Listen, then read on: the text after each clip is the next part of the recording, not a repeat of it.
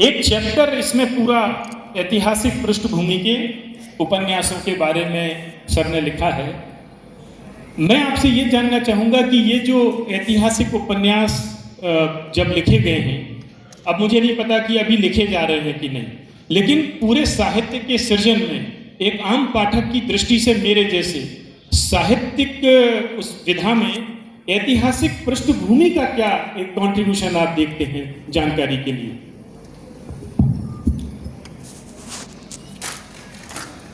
अपने इतिहास को लोगों को परिचित कराने का जो सामर्थ्य ऐतिहासिक उपन्यास में है वो और किसी में नहीं है। एक तो इतिहास के गहन अध्येता बहुत कम होते हैं, सामान्य पाठक होते हैं, अलग अलग रुचि के लोग होते हैं।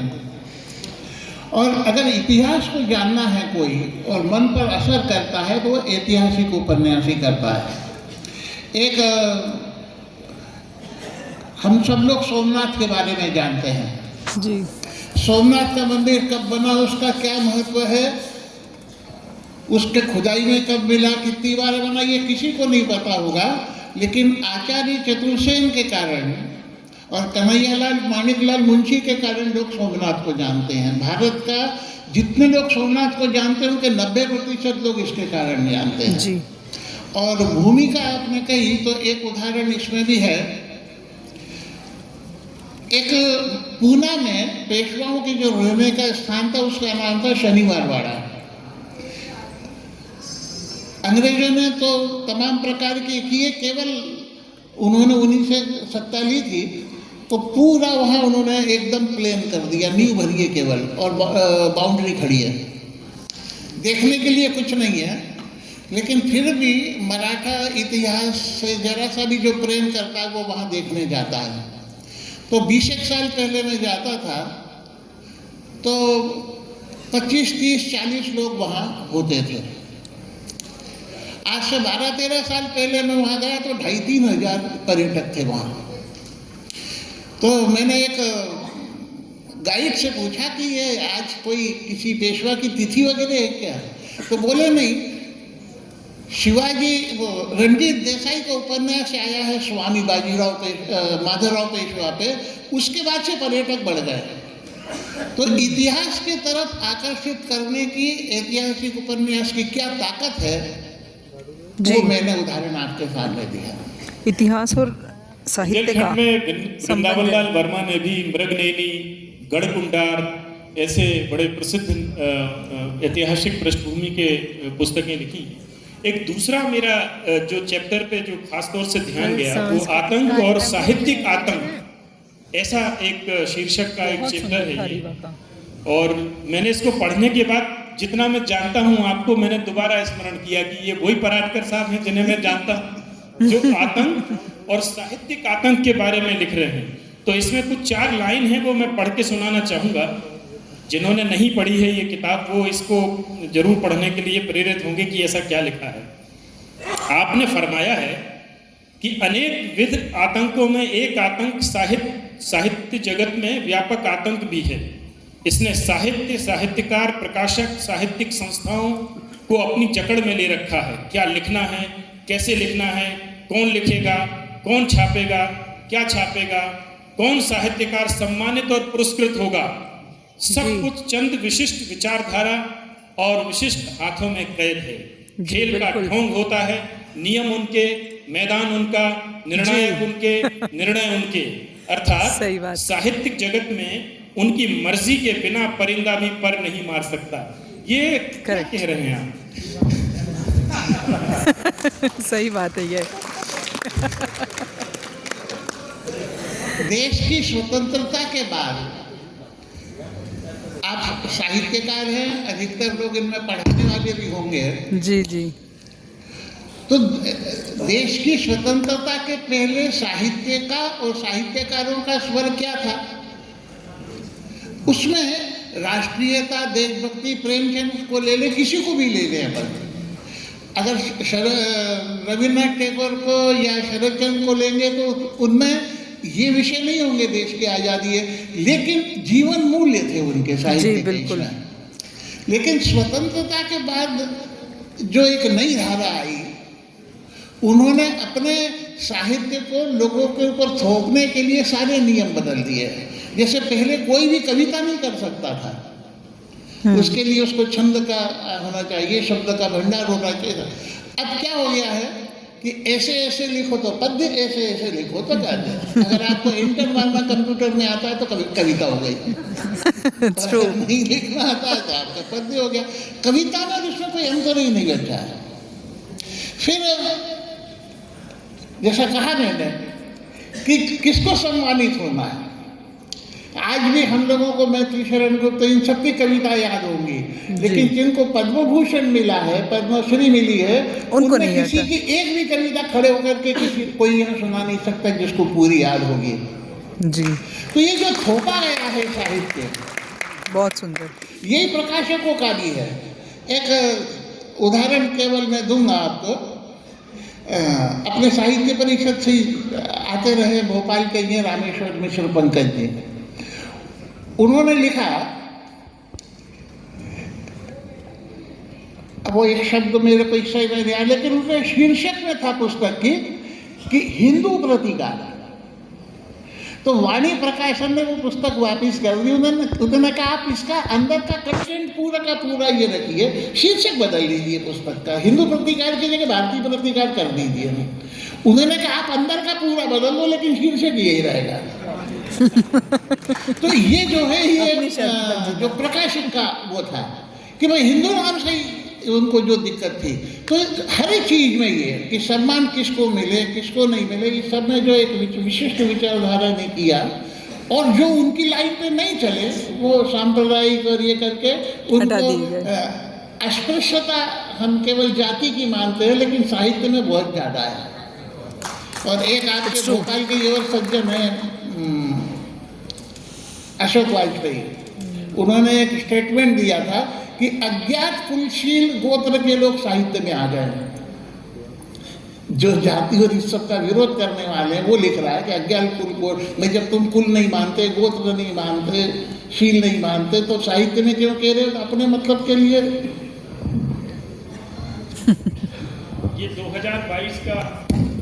ये 2022 का दूसरा एडिशन है।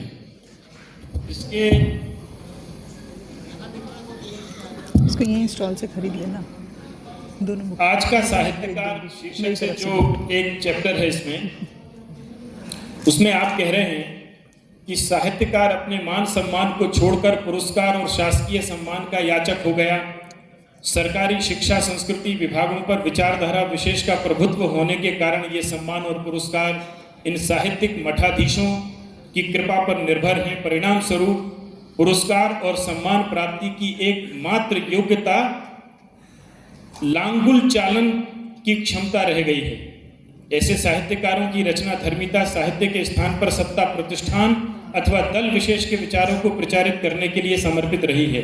ये एक अरसे तक ये बातें बड़ी कही जाती रही हैं कि साहित्यिक पुरस्कारों पर, जैसा कि अभी आपने पिछले अपने उद्बोधन में ये कहा कि विचारधारा विशेष के लोगों का अकादमियों पर और वो सब कब्जा रहा है।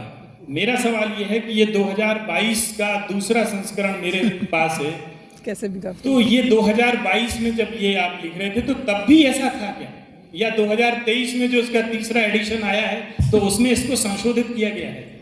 हाँ, तो व्यवस्था अभी भी वही है। आपका जो प्रश्न है, व्यवस्था अभी भी वही है कि जिसको सम्मान चाहिए उसको पहले एप्लीकेशन देनी पड़ेगी कि मेरी ये योग्यता है, मुझे सम्मानित करिए या मुझे ये पुरस्कार चाहिए। फिर वहाँ वो जो कमेटी बैठेगी वो तय करेगी इनमें से किसी को सम्मानित करना। तो अगर सम्मान पाने के लिए आवेदन करना पड़ा तो वो सम्मान रह ही नहीं गया। सही बात। तो व्यवस्था तो वही है। आपका जो प्रश्न है उसकी बारीकी ये है कि अब जो पद्मश्री वगैरह दी जा रही है वो सीधी भी पता किया जा रहा है कि किसने अच्छा काम किया और उनको दी जा रही है। बिल्कुल। तो वो बाईपास निकाला गया है। लेकिन व्यवस्था अगर साहित्यिक पुरस्कारों में अभी ऐसा है तो इसमें अपनी जो साहित्य परिषद है इसने इस पूरे सिस्टम को एक आदर्श रूप में नए सिरे से कुछ गढ़ने के लिए कुछ सुझाव वगैरह शासन में दिए हैं, क्योंकि कई जगह अब चीजें बदली। साहित्य परिषद की दृष्टि से देखें तो आप लोगों के लिए प्रसन्नता का विषय नहीं होगा। हम सम्मान और पुरस्कार इसके विरोधी हैं जी। क्योंकि सम्मान और पुरस्कार ये कुंठित करता है प्रतिभा को। बिल्कुल। जिन जिन को सम्मान पुरस्कार मिले उसके बाद उन्होंने कोई अच्छी रचना दी है नहीं हुआ, ऐसा देखने को नहीं मिलता। अच्छी रचना को दिया गया इतना ही होता है। और इस दौड़ में फिर सारा ध्यान इसके ऊपर जाता है। केवल वो पुरानी याद दिला दो, कुंभरदास ने लिखा था कि संतन को कहाँ सीखनी सो काम, आवत जात पनैया टूटी बिसर गयो हरि नाम। और आज सारे संत सीकरी में ही रहना चाहते हैं, दिल्ली में मिलेंगे, भोपाल में मिलेंगे। तो ये जो प्रवृत्ति है साहित्य परिषद इसी का विरोधी है। सम्मान पुरस्कार दिए जाए आवश्यक होने पर, लेकिन वो ये नहीं होना चाहिए। एक अंतिम मेरा प्रश्न था, साहित्य की चुनौतियां जो एक चैप्टर है उसमें एक बहुत अच्छे प्रसंग का आपने उल्लेख किया है जो शायद रतलाम का है, और ये किसी आयोजन से संबंधित है जिसमें 3 प्रश्न किए गए थे पंजीयन कराने के समय। पहला, आपका प्रिय नाटक कौन सा है, आपका प्रिय नाटक लेखक कौन है, और आपका प्रिय नाटक पात्र कौन सा है। तो आपने इसमें जो रिजल्ट आए होंगे, परिणाम उसके रहे होंगे, उसमें सबने, अधिकांश लोगों ने, अधिकतर लोगों ने अपना प्रिय नाटक अभिज्ञान शाकुंतलम को बताया, अपना प्रिय नाटक लेखक जयशंकर प्रसाद को रेखांकित किया, और प्रिय नाटक के पात्र में आचार्य चाणक्य निकलकर बाहर आए। आपने एक बहुत अच्छा इसमें एक लाइन लिखी है कि साहित्यकारों को सोचना होगा कि क्यों आज भी पुराना साहित्य और साहित्यकार साहित्य प्रेमियों के मन पर छाए हुए हैं, क्यों आज के साहित्य को लोग स्वीकार नहीं कर पा रहे हैं।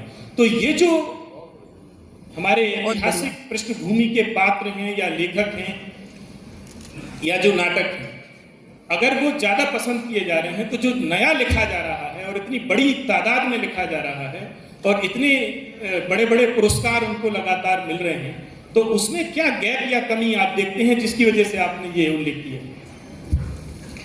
केवल एक संस्मरण ही बताऊंगा, प्रेमचंद जी का संस्मरण है। उनकी 2 पुस्तकों पर प्रतिबंध लग चुका था सरकार, अंग्रेज सरकार की तरफ से। उसके बाद फिर उन्होंने लिखा, वो किताब और खतरनाक थी। तो जो इसके पहले का प्रश्न था, सरकार ने सोचा ये आदमी ऐसे चुप नहीं होगा, तो उन्होंने कहा हम आपको राय बहादुर की उपाधि देते हैं।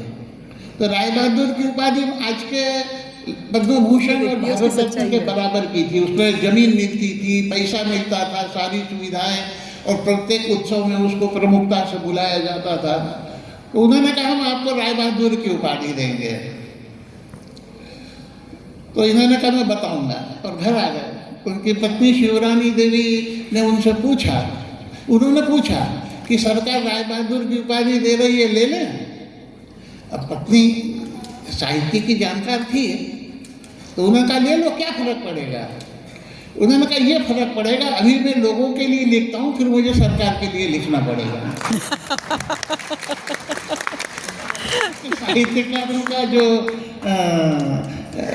लेखन नहीं चल रहा है, तो वो पाठकों के लिए और देश के और लोगों के लिए नहीं लिख रहे हैं, वो अपने लिए लिख रहे हैं, पैसा और सम्मान के लिए लिख रहे हैं, इसलिए वो लोग उसको स्वीकार नहीं कर रहे हैं। नहीं कर रहे। एक खत्म इसके साथ करूँगा। आप लोगों ने नाम सुना होगा जो ठीक विपरीत धारा में, मतलब नदी की धारा के विपरीत चले, भैरप्पा जी।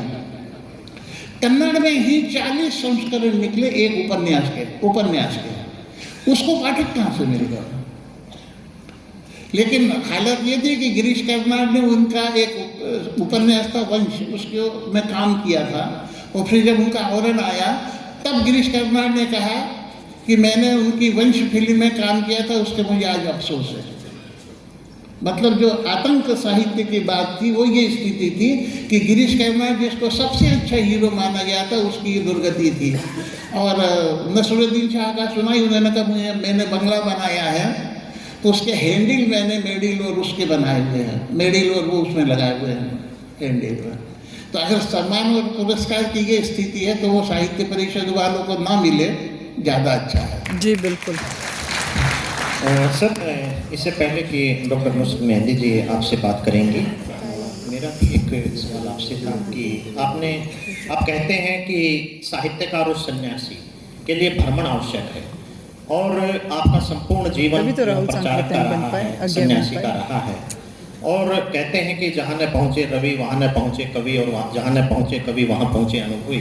तो ये एक बड़ी बात है जो आप कहते हैं, तो इसे मैं चाहूँगा कि आप विस्तार से थोड़ा, सन्यासी और साहित्यकार के लिए भ्रमण करना आवश्यक है, साहित्य लेखन के अब लिए। तत्वमसी का आखिरी पेज पढ़ लीजिए, उसका उत्तर जी गृहस्थ और सन्यासी के बीच का दोनों उसमें दिया है। वो अगर समय रहे तो अपन बाद में जी बताएंगे। जी जी।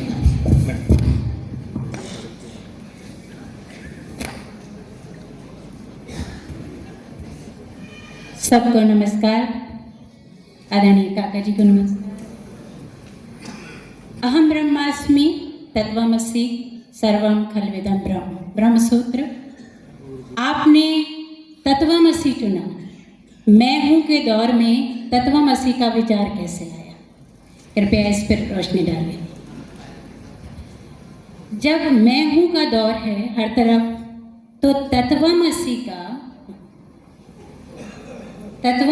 का अभी है आपके ज़हन में, आपके ध्यान में उपन्यास के लिए तत्वमसि शीर्षक कैसे ध्यान में आया, कैसे विचार में आया, जबकि ये दौर ठीक से pronounce मैं ही हूँ नहीं का कर रही है। मैं हूँ नाम ही ठीक से प्रोनाउंस नहीं कर रही है। अंदर की बात यह है कि ये शीर्षक मैंने नहीं दिया है, आपने पसंद किया। पुस्तक लिखने के बाद मैंने पवन पुत्र बादल को भेज दी थी, उसका शीर्षक क्या होना चाहिए, तो मैंने कहा तुम्हारी जो मर्जी हो रख लो। और इसलिए जो शीर्षक दिया हुआ है ये उसका है। ये बात अलग है कि वो ज़्यादा अच्छा हो गया। बिल्कुल, उपन्यास में बहुत सारे पात्र, और आप सबको ये जानकर बहुत उपन्यास की प्रसन्नता चर्चा होगी कि करेंगे। ये पुस्तक आते से ही इसका पहला संस्करण लगभग खत्म हो चुका है। मैं दूसरा लूँ क्या मैं, या इसको थोड़ा दूर रख के बोलूँ? अभी आवाज़ आ रही?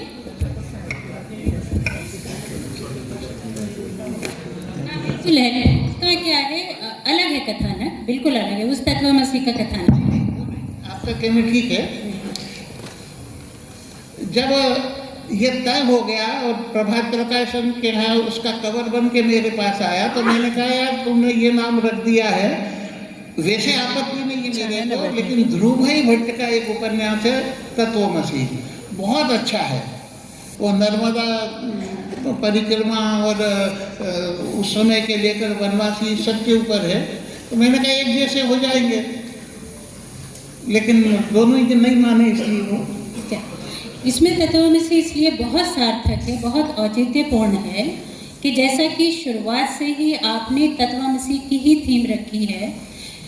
आपने जिन पाठकों के लिए ये उपन्यास लिखा है काका जी, उस वही पाठक हूँ मैं ही सदानंद हूँ, मैं ही नोरा हूँ, मैं ही अनीता हूँ, मैं ही स्नेहर हूँ, मैं ही अफरोज़ हूँ, और जितने भी आपके पात्र हैं वो मैं ही हूँ।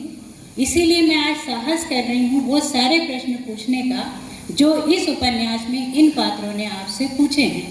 आज से पहले ये प्रश्न किसी ने किसी से नहीं पूछे, और वो प्रश्न ऐसे ज्वलंत हैं जैसे अगर नोरा को ले, नोरा एक विदेशी युवती है, ईसाई, और उसका विवाह यहाँ अमित एक भारतीय युवक से होता है। संघ क्या इस बात को मान्यता देता है? ऐसे ही बहुत सारे ज्वलंत विषय हैं। पहले मैं आपका विचार इस पे जानना चाहती हूँ कि आपने इस उपन्यास में नोरा और अमित का विवाह कराया है। क्यों कराया? नहीं कराया है, लेकिन ये मान्यता कैसे हुई? संघ के लिए बहुत सारे भ्रम की स्थितियाँ, परिस्थितियाँ हैं समाज में, तो उसमें से एक भ्रम ये भी है कि ये मान्यता मिल ही नहीं सकती। पहली बात तो ये समझ लेना चाहिए कि संघ और हिंदू समाज ये अलग अलग नहीं है, दोनों एक ही हैं। और इसलिए जो हिंदू की मान्यता है वही संघ की भी मान्यता है। शिकागो में स्वामी विवेकानंद जी ने कहा था कि हिंदू धर्म एक ऐसा धर्म है जिसमें एक्सक्लूजन नाम का वर्ड नहीं है, मतलब छोड़ देना या हमको नहीं चाहिए। यस। यही इसके साथ भी था। और दूसरा ये उस प्रश्न का उत्तर है कि जैसे हमारे देश में धर्मांतरण हो रहा है, हिंदू से मुसलमान बनाया जा रहा है, हिंदू से ईसाई बनाया जा रहा है, ये तो विडंबना है ही हिंदू समाज की। लेकिन ये है कि जो अपने आप आना चाह रहा है उस तक को लेने को हम तैयार नहीं है। तो स्वामी विवेकानंद जी ये कहते थे कि हिंदू धर्म जो है रसोई में सिमट गया है, जितना धर्म है सब रसोई में है, बस इसको मत छुओ उसको मत छुओ। और एक वो और कहते थे कि नकार का धर्म हो गया हिंदू धर्म, न करो। आप बोर्ड भी कहीं देखेंगे यहाँ मत थूको, यहाँ पेशाब करना मना है, यहाँ ये करना मना, कहीं ये नहीं लिखा होता कि क्या करना, हर जगह ये लिखा है ये मत करो। तो ये जो गति है, तो एक उसमें से संदेश यही था कि हिंदू समाज सर्व समावेशी है, आप हमारी मान्यता स्वीकार करो, कोई दिक्कत नहीं। इसी तरह से सदानंद और स्नेहल का जो अंतरजातीय विवाह है उसको भी इस पुस्तक में, इस उपन्यास में मान्यता दी गई है। जबकि इस वक्त जाति को लेकर ये भी एक बहुत ज्वलंत विषय है, तो क्या संदेश देना चाहा है? और अगर ये सब कुछ इतना काका जी सहज था, सरल था, तो ऐसी सहज और सरल पुस्तक उपन्यास आने में 100 साल क्यों लग गए कि संघ के लिए भ्रम की स्थिति बनी रही और कम से कम एक पीढ़ी तो भ्रम में ही चली गई। आप एक पीढ़ी तो भ्रम में ही चली गई कि संघ की क्या छवि है, उस छवि को आपने इसमें बहुत जगह तोड़ा है। एक नहीं 4 पीढ़ी गई हैं। हाँ, निश्चित रूप से 100 साल और अभी 2 और जाएंगे। अच्छा। उसके बाद स्थिति सुधरेगी। सदानंद और स्नेहल का विवाह हुआ नहीं है, वो मान्यता पाठक पर छोड़ स्वीकार्यता दिया। हुई। हाँ, जो ये चाहते विवाह हो जाना चाहिए उनके लिए हो गया है, जी हाँ, जो नहीं चाहते नहीं होना चाहिए उनके लिए नहीं हुआ है। तो ये दोनों के लिए द्वार खुले। और जो कल्पना जी भी है कि नहीं वो आगे जाके कर लेंगे, वो संभावना बना दी है क्योंकि दोनों के माता पिता मान गए हैं, तो पूरी पाठक पर छूट दे रखी है। मैंने वास्तव में उसका विवाह करा दिया था, लेकिन दोबारा जब आखिरी में पढ़ा तो ध्यान आया कि ये तो बम्बैया फिल्म हो जाएगी। कि तो बम्बैया फिल्म में होता है ना कि मालूम होता है क्या होने वाला है, तो मैंने कहा ये मत करो, उसको छोड़ दिया। और अगर कभी योग बना दूसरा पार्ट लिखना पड़ा तो काम करा भी दीजिए। मेरा द्वार खुल चुका है, इसके लिए आप लोग का हैं कि आपने बहुत सख्त तरीके से जो बंद थे दरवाजे, कम से कम वो खुलने की संभावना भी इसमें दे दो। थोड़ा सा दूर कर लीजिए, लोगों तक आवाज पहुंचे। आप तक आ रही है कि नहीं? क्या आप तक आवाज आ रही है कि नहीं? आप तक आवाज आ रही है कि नहीं? आप लोग को आवाज आ रही है? ठीक। एक और ज्वलंत विषय है, आपने जगदीशपुर का जिक्र किया है। भोपाल में इस्लाम नगर को जगदीशपुर किया गया, तो जो संघ की इतिहास को पुनर्लेखन करने की चेतना है, ये उसको जागृत करने की कोशिश है या इसका क्या औचित्य है? इसमें शब्द पे आपत्ति है, इतिहास का पुनर्लेखन है। अच्छा, इतिहास का पुनर्लेखन नहीं होता, संशोधन होता है जी, कि पहले जो लिखा गया वो ठीक नहीं था, वो ये बहुत अच्छी ये संशोधन होता है। और दूसरा है कि अर्नल्ड टाइमली ने लिखा है कि अकेला हिंदुस्तान देश ऐसा है जिसने अपने आक्रमणकर्ताओं के स्मारक सुरक्षित रखे हैं, बाकी दुनिया में कोई नहीं है। रशिया ने भी सबको हटा दिया, फ्रांस ने भी हटा दिया। दूसरे दिन पहला काम, अगर आपको याद होगा तो चीन में भी अभी सबसे पहले उन्होंने लेनिन की मूर्ति गिराई थी, वो थैनान चौक के ऊपर जो आक्रमण, वो 10 लाख लड़के इकट्ठे हुए, तो पहला काम मूर्ति गिराई थी उन्होंने। तो ये जितने चिन्ह होते हैं ये हटाए जाते हैं सबसे पहले। और हमारी सही शुरू है कि औरंगजेब रोड चल रहा है से जाएंगे। अब इसमें दूसरी बात ये है, आपने नाम बदलने की ये कही। सत्र होने दें। तो नाम हमने नहीं बदले, नाम पहले बदले। नाम तो हमारे अच्छे थे, बदले तब गए थे हम, तो वो कि वही फिर से ला रहे हैं। यही एक बहुत भ्रम बढ़िया। की स्थिति थी जो बहुत बढ़िया। आदरणीय काका जी के मुंह से हम लोग सुन रहे हैं। जी, अब एक और चीज़ जानना चाहूँगी काका जी के संघ की जो दृष्टि है वो व्यक्ति केंद्रित है, आत्म केंद्रित है या समाज केंद्रित है? क्योंकि अध्यात्म की टाइटल दृष्टि देखिए आप, बहुत से से। जो दृष्टिकोण है वो संघ का, वो समाज केंद्रित है, आत्म केंद्रित है या व्यक्ति केंद्रित है? जाहिर है समाज केंद्रित है, इस बारे में आप बता सकते हैं सबको। पहले जो प्रश्न का उत्तर दिया था कि हिंदू और ये अध्यात्म ये अलग नहीं हो सकता, वो उसकी आत्मा है। जी। और अध्यात्म आत्मा के उसके समाज के बिना नहीं चल सकता। जैसे हमारा शरीर है, हमारे अंदर आत्मा है, वो भगवान है, वो ठीक है, लेकिन वो प्रकट ही तब होगा जब शरीर है। ऐसे ही अध्यात्म के लिए भी समाज जरूरी ही है, इसी के सहारे वो आगे चलता है। वो जो सह अस्तित्व और संवाद की बात कही जाती है, वही जो तत्वमसी का सार भी है, वही इसमें इसका उत्तर हो सकता है जो आपने दिया। क्या है, एक ही चीजें हैं सारी। आप तो अद्वैत के ऊपर लिख चुकी हैं। एक वाक्य है जो घोष वाक्य, उनमें से एक है अहम ब्रह्मास्मि, एक है तत्वमसि, एक है प्रज्ञानम ब्रह्म।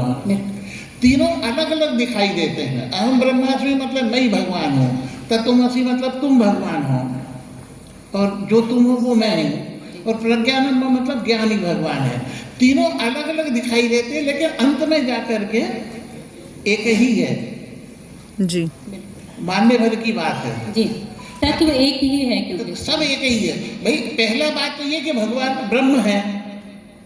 अब वो तुम हो कि मैं हूँ, क्या फर्क पड़ता है? तो है, पर है तो फिर अगर ब्रह्म है तो एक ही है, फिर वो दो तो हो नहीं सकते ब्रह्म।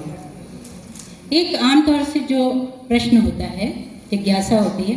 पहले जिज्ञासा शब्द आया है, तो मैं नोरा ने जो आपसे पूछा है उपन्यास में, मैं क्या करूं? अच्छा आप बताइए, अभी आ रही है आवाज़? नोरा ने आपसे एक प्रश्न पूछा है उपन्यास में, पूछने की कोशिश कर रही है, वो पूछती है आपसे, तो आप कहते हैं कौतूहल है तो मत पूछो, जिज्ञासा है तो पूछो। जी, जबकि जिज्ञासा, उत्सुकता और कौतूहल मुझे लगता है इंटर रिलेटेड है, नहीं?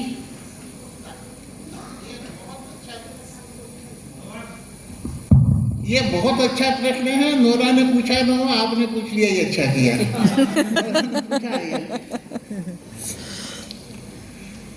कौतूहल वो होता है जो हमारा छोटा बच्चा होता है ना, क्षण भर के लिए 1.5 साल का, 2 साल का, 3 साल का, जिसको समझ नहीं है, बोल नहीं पाता, उसको केवल आनंद आता है पूछने में। वो पूछेगा ये पतंग क्यों उड़ रही है, आप कहोगे हवा के कारण। वो आपका उत्तर नहीं सुनेगा हवा के कारण, वो फिर पूछेगा ये रेलगाड़ी क्यों उड़ रही है। आप जवाब दो तब तक वो पूछेगा कि ये मुझे ठंड क्यों लग रही है। हाँ, उसके उसको क्वेश्चन आपके निकलते उत्तर से जाते हैं। कोई मतलब नहीं है, उसको मतलब प्रश्न पूछने से है। मतलब ये होता है कौतूहल, उत्तर नहीं चाहिए उसको। एक होता है प्रश्न। प्रश्न वो होता है जहां संदेह होता है, और जिज्ञासा वो होती है कि जो हम जानना चाहते हैं। मिथिला प्रसाद जी ऐसा मत देखिए, डर लग रहा है। जहाँ प्रश्न होता है, जिज्ञासा वो होती है जिसके लिए, जिसको जानने का हमने सब प्रयास कर लिया है और हम नहीं कर सके हैं, फिर जो पूछी जाती है, जो अंदर से आती है, वो होगी जिज्ञासा। और आज की तारीख में जो प्रश्न पूछा जाता है, वो प्रश्न ही नहीं होता, क्योंकि एक तो वो उनके खुद के नहीं है। जैसे इनमें से अभी किसी से पूछो तो तुरंत पूछेंगे कि वो शिव जी को दूध चढ़ाने से जो है उसकी जगह अगर बच्चों को पिला दो फायदा। ये प्रश्न उसका है क्या? नहीं है। ये ऑटो सजेशन उसके दिमाग में जो घुसाए हुए हैं, ऑटो सजेशन। लेकिन जिस आमिर खान ने पूछा उससे नहीं पूछेंगे कि भाई तेरे फिल्म का टिकट 600 रुपए का है, वो हम क्यों खरीदे? उससे भी तुम गरीबों की सहायता कर सकते हैं। Very good. 600 रुपए खर्च करके हमको मिला क्या? लेकिन हमें मालूम नहीं। बस एक छोटा सा दे सकता हूँ उत्तर और। मैं गया था राजकोट, असिस्टेंट प्रोफेसर होते हैं, आप जानते हैं, उनके रिफ्रेशर कोर्स होते हैं। तो उसमें कोई विषय निकला, तो उसमें राम के चरित्र के बारे में बताया। तो एक सह प्राध्यापक खड़े हुए उन्होंने कहा आपने राम का इतना वर्णन किया, रावण को क्यों नहीं करते, जबकि वो ज़्यादा बलशाली था। वो जो रावण के आजकल की तारीख में आतंक के अंतर्गत जो दिल डाला गया है, वो प्रश्न पूछा उसने। तो मैं कुछ नहीं पूछा, बोला। मैंने कहा ठीक है, देखेंगे, मैं बाद में उत्तर दूंगा। फिर इधर उधर 10-5 मिनट के बाद मैंने उसी प्राध्यापक को खड़ा किया। मैंने कहा आपका विवाह हो गया? कितने बच्चे हैं? उसने कहा 2 हैं। क्या है लड़के का नाम? तो उन्हें लड़के का नाम है राम नारायण। मैंने कहा ये बताओ कि आप क्या चाहते हो, आपका लड़का रावण जैसा बने कि राम जैसा? बोले राम जैसा। तो मैंने कहा मेरे से क्यों फिर रावण की स्तुति करा रहे हो? मतलब उसने जो प्रश्न पूछा था रावण को लेकर, उसका अपना नहीं था। दूध को लेकर जो हम प्रश्न पूछ रहे हैं, ये अपने नहीं है। करेक्ट। और जिज्ञासा ये नहीं होती। इसमें श्वेताश्वतर उपनिषद में ही है कि जब वो आया श्वेत केतु लौट करके, लंबा हो जाएगा क्या? नहीं, श्वेत केतु जब लौट करके आया तो अगर डिग्री मिल जाए गोल्ड मेडल की और लड़का घर में कैसे घुसेगा? सीना तान के वो आ रहा था, तो पिता ने खिड़की से देखा होगा। तो उन्होंने कहा तुम्हारा लड़का आ गया पत्नी से? तो बोले हाँ, आज उसको वो उपाधि मिली है, ये पास होकर के आया है। उन्होंने कहा नहीं, फेल होकर के आया है। वो घर में घुसा तो उन्होंने पूछा कि क्या हुआ? फिर तुमने सब सीख लिया? बोले हाँ, सब सीख लिया। बोले सब सीखा? सब सीखा। तो बोले वो भी सीख लिया जिसको सीखने के बाद, जिसको जानने के बाद, सीखने के बाद कुछ शेष नहीं रहता। तो उसने कहा ये तो उन्होंने बताया ही नहीं। तो उन्होंने कहा तुमने पूछा था? तो बोले मैंने नहीं पूछा और उन्होंने सिखाया नहीं। तो बोले जब तक पूछोगे नहीं, इसलिए भारतीय, जिसमें भारतीय परंपरा के जितने ग्रंथ हैं वो किसी भी लेखक ने नहीं लिखे हैं। पहले कोई उनसे प्रश्न पूछता है, दैट इज जिज्ञासा, और उसका संपादन, उसका जो है समाधान फिर गुरु करता है। सारे उपनिषद है कि शिष्य बैठे, उन्होंने पूछा, गुरु ने बताया। नैमिषारण्य में सूत जी बैठे हैं, 80-88 हजार ऋषि, उनसे पूछते वो उत्तर देते हैं। रामायण, रामचरितमानस, जो आप देखेंगे पहले पूछा गया, उसका उत्तर समाधान के रूप में मिलता है। ये जिज्ञासा और जिज्ञासा से। बहुत सुंदर। बहुत ही स्पष्टता से आपने बताया। प्रचारक के बारे में कुछ बताएं। आप प्रचारक कैसे बने? प्रचारक का जीवन कैसा होता है? क्या परिवार से संबंध और संपर्क रख सकता है, या कभी कोई विचलन की स्थिति आती है जब वो सब कुछ त्याग देते हैं? अब मैं ये काका जी इस मैंने काका जी से पूछा है कि प्रचारक जीवन कैसा होता है, उसकी दिनचर्या कैसी होती है, प्रचारक बनने के बाद क्या परिवार जा सकता है, और प्रचारक का जो कठोर जीवन है उससे कभी कोई विचलन की स्थिति भी निर्मित होती है क्या? इसमें शुरुआत यह है कि प्रचारक व्यक्ति नहीं होता, प्रचारक वृत्ति होती है। वृत्ति होती है। यस। प्रचारक बनने के बाद भी अगर प्रचारक वृत्ति नहीं आई है, जैसे सब छोड़ छाड़ के भगवा पहन के हरिद्वार चले गए, लेकिन वहाँ जाके 500 कमरों का आश्रम खड़ा किया, तो वो सन्यासी नहीं है, सन्यासी बन गया है। ऐसे ही प्रचारक वृत्ति होना जरूरी है। कई गृहस्थ कार्यकर्ता ऐसे मिलेंगे जो प्रचारक नहीं होते, लेकिन प्रचारक वृत्ति से काम करते हैं। यस। आपने हरिद्वार का जिक्र किया। हरिद्वार में अज्ञातवास में इस उपन्यास में आप आश्रम में जाते हैं। उस आश्रम के बारे में आपने बड़े चौंकाने वाली चीज़ें लिखी हैं जो आमतौर से हम लोग नहीं जानते, लोग ही नहीं जानते।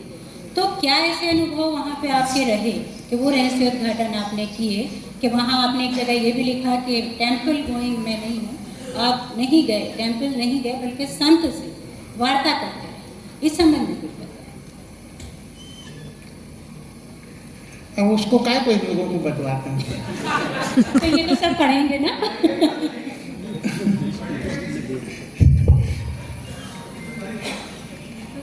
मंदिर जाने से और हिंदू होने से कोई संबंध नहीं है। बिल्कुल सही। इम्पोर्टेंट है ये। नास्तिक भी हिंदू होता है और आस्तिक भी हिंदू होता है। जी। क्योंकि नास्तिक पहले मानता है कि भगवान होता है, आस्तिक बाद में मानता है। नास्तिक क्या कहता है, मैं नहीं मानता भगवान है। इसका अर्थ क्या हुआ, हे मैं नहीं मान रहा हूं।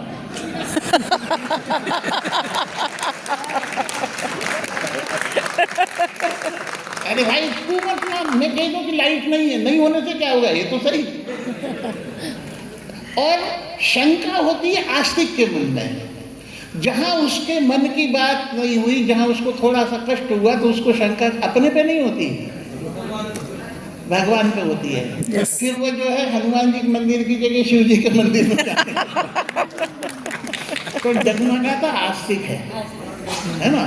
अब रही आश्रमों की बात, तो जैसे मैंने कहा कि वृत्ति अभिमन्यु सीख रहा है। वृत्ति होनी चाहिए, केवल आश्रम की नहीं। गलती हमारी भी होती है। अब हमें से बहुत सारे लोग हरिद्वार जाते हैं, लेकिन एक बार मैं भी चला गया था, भाई से छोटे साथ में, नहीं मैं गया कई बार ना, भतीजी साथ में थी। तो जब उसका पिता मतलब मेरा छोटा भाई होटल का कमरा लेने जाने लगा, तो उसने कहा बाबा ध्यान रखना